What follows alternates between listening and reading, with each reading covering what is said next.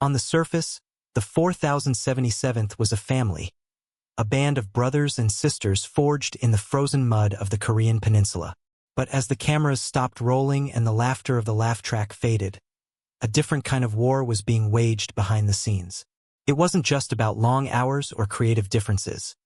It was a psychological battle for relevance, respect, and survival in an industry that often discards its stars as quickly as a spent shell casing. Why would the lead actors of the most successful show on television walk away at the height of their fame? The official statement cited new opportunities, but the paper trail of contract disputes, ego clashes, and mental exhaustion suggests a much grittier reality. We aren't looking at the reasons they gave the press. We are looking at the truths they couldn't hide. The 4077th Mobile Army Surgical Hospital was never supposed to be a one-man show. When the pilot aired in 1972, the hierarchy of the camp was clear. McLean Stevenson's Colonel Henry Blake was the bumbling but beloved father figure, the anchor of the unit. Stevenson was an actor who thrived on comedic timing and a distinct, Midwestern warmth. But as the show transitioned from a slapstick comedy into a biting social commentary, the ground began to shift beneath his feet. The internal dynamics of the set became a mirror of the war they were depicting, chaotic, weary, and increasingly dominated by a single voice. Stevenson was a man of immense ambition. He didn't just want to be part of a hit. He wanted to lead one. By 1975, he felt he was being relegated to a secondary role as the scripts began to lean heavily into the perspective of Captain Hawkeye Pierce.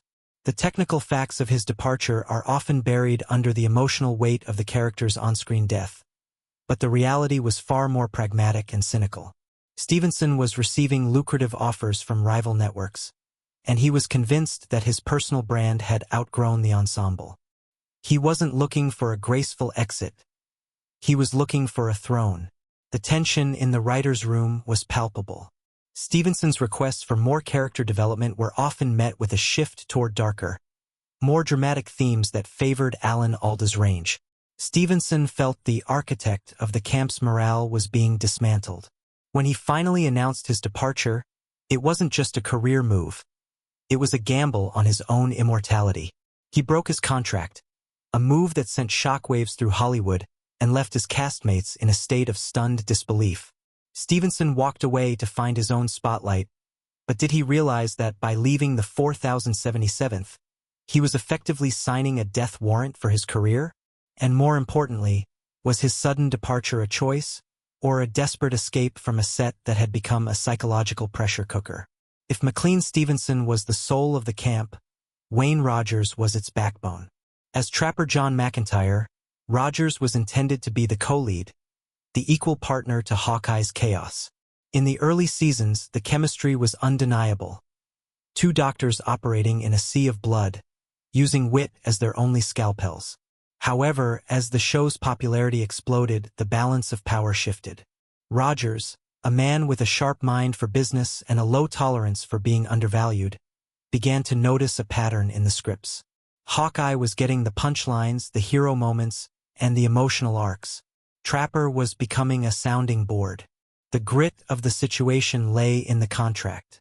Rogers was a savvy investor who understood the value of his product. He realized that the production company 20th Century Fox had failed to secure his signature on a formal contract for the first 3 years. He had been working on a handshake and a series of memos. When he demanded parity with Alda and was rebuffed, Rogers didn't make a scene. He made a move. He used the legal loophole as a tactical exit. To the producers, he was a rebel. To Rogers, he was a man refusing to be a second-class citizen on his own set. The atmosphere during the filming of Season 3 was cold. Rogers and Alda, once close, were now separated by the growing divide of the star system. Rogers saw the writing on the wall. The show was no longer about a duo. It was about a protagonist and his entourage.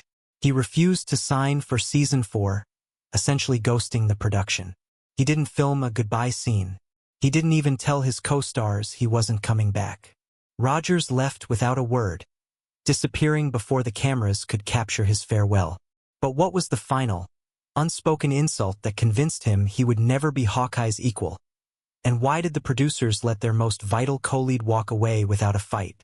For 5 years, Larry Linville played Major Frank Burns as the ultimate bureaucratic nightmare, a man whose incompetence was only matched by his arrogance. Linville was a classically trained actor, a man of profound intellect who understood the mechanics of comedy better than almost anyone on set. But there is a psychological toll that comes with playing the villain in a medium that doesn't distinguish between the actor and the role. Linville was the man audiences loved to hate, but by 1977, the character of Frank Burns had hit a dead end. The facts of the narrative show a character who had been stripped of his only ally after the departure of Loretta Swit's hot lips, Houlihan into a more nuanced, independent role. Frank Burns was left as a one-dimensional punching bag. Linville realized that the crown of the antagonist was becoming a heavy, hollow weight.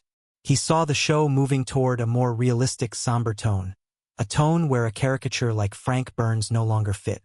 He was a man of integrity who refused to let his craft become a parody.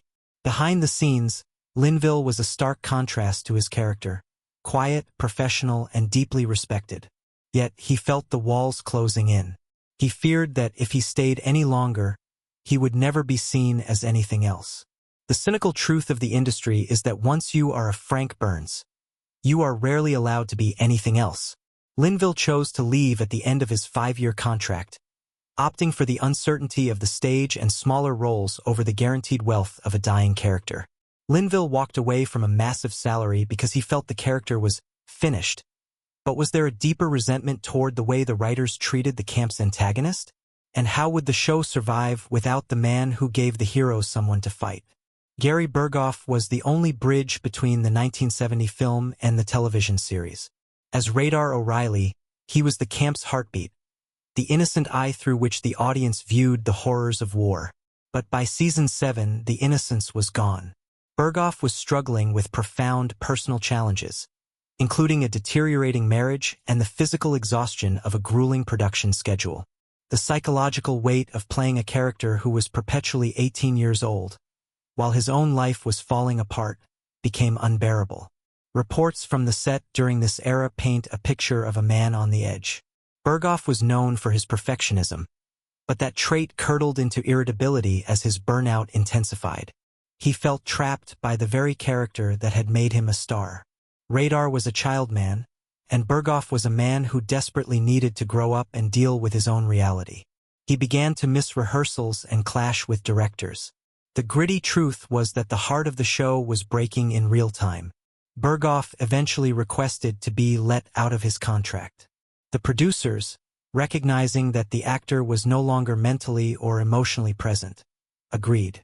His departure was filmed as a 2-part special, a sentimental goodbye that brought tears to millions. But behind the camera, the mood was one of relief. The tension that had permeated the swamp was finally lifting, leaving a void that felt more like a scar than a missing piece. Radar's farewell was a tearjerker, but the behind-the-scenes reality was far less sentimental. Was Burghoff's departure a necessary move for his mental health, or did the friction between him and his co-stars make his exit a forced hand? To understand why these actors left, one must understand the evolution of the set itself. Under the creative direction of Alan Alda, MASH * became a meticulously crafted piece of art. Rehearsals were intense, scripts were scrutinized for political and social accuracy, and the documentary feel was prioritized above all else. This environment was a breeding ground for excellence, but it was also an incubator for resentment. The cost of this perfection was the sidelining of the ensemble's original, more anarchic spirit. There was a growing divide between those who viewed the show as a job and those who viewed it as a mission. The perfection Alda sought required a level of commitment that some actors found stifling. The set became an ideological battleground where the gritty realism of the war was sometimes overshadowed by the preachy tone that some cast members found alienating. The facts suggest that the show's shift toward a more serious tone made it harder for the comedic actors to find their footing. This wasn't just a creative difference. It was a psychological shift in the workplace. The hierarchy was no longer about who was the best doctor, but who was the most aligned with the show's new moral compass. Those who felt their characters were being sacrificed for the message began to look for the exit. The high-stakes environment left little room for ego, and in Hollywood, ego is often the only thing an actor has to protect themselves. With so many original stars fleeing the camp, the industry expected the show to collapse under its own weight. But did the departures actually save the show? Or did they leave a void that would eventually lead to its quiet, inevitable end? The cynical truth of Hollywood is that the MASH curse became a very real phenomenon for those who left. McLean Stevenson, the man who thought he was bigger than the show, saw his subsequent projects fail one after another. He famously remarked that the audience loved Henry Blake, not him.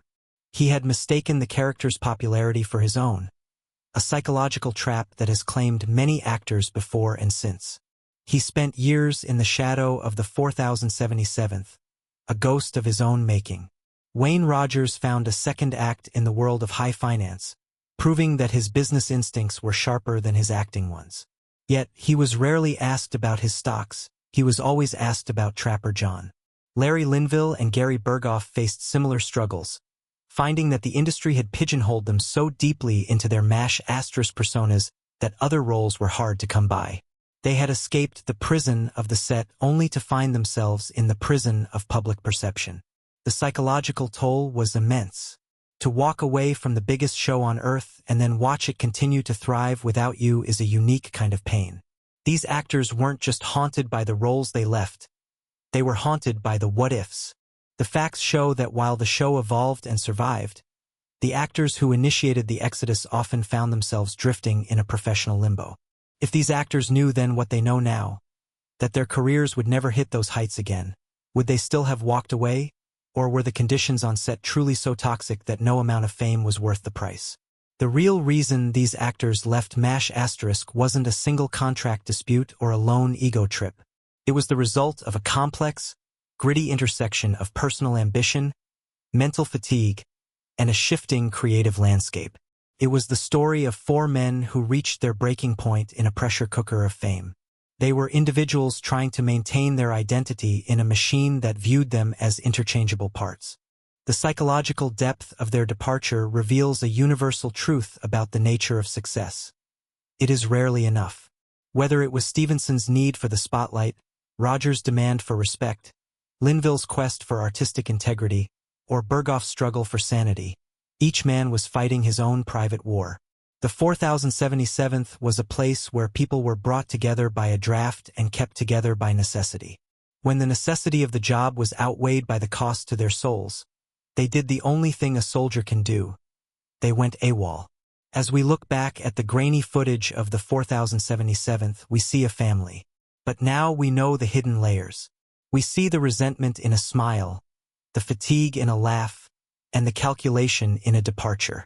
The show remains a masterpiece, but it is a masterpiece built on the sacrifices and the departures of those who couldn't stay until the end.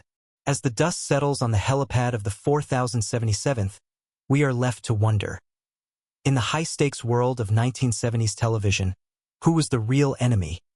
The war, the network, or the actor's own desperate search for a truth they could never quite find?